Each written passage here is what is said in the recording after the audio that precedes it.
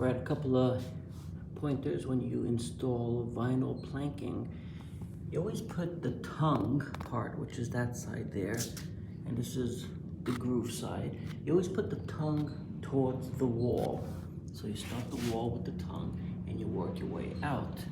Now, when you first start, you face the planks, but as you come further out, then it's a good idea to stand on the planks as you put them in. That way, the weight of your body holds it in place as you hammer them in.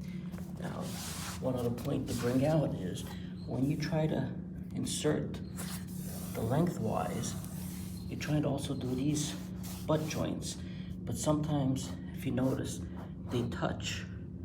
You might get it lined up over here in the beginning, but by the time it goes here, it hits.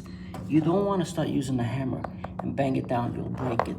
So what I do is I put my fingers underneath here and just bend it down.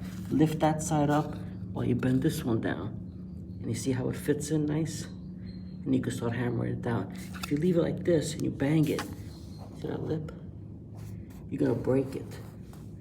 So if you just tip it downwards with your hand underneath, see it fits perfectly. Use your little mallet and start hammering it down slowly and it'll go right in. And then of course, you could use your block, which I recommend you get.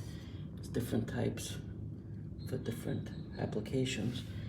You use that and you finish installing your planks. All right, hope this helps. Another point to bring out is, as you set them down, once you get to the end, that piece that you cut, you use that piece to start the next row, as long as it's not smaller than 8 inches. This piece right here was the leftover from the last one over there. So you keep doing it that way.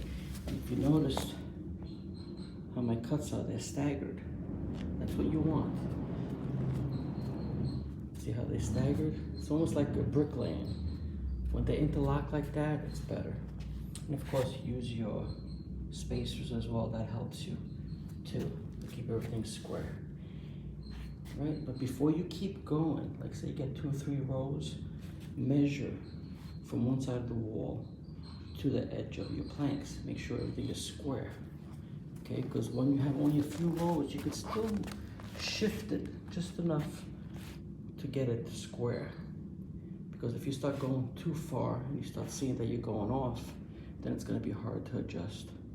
All right, I hope this helps you out. Thanks for watching.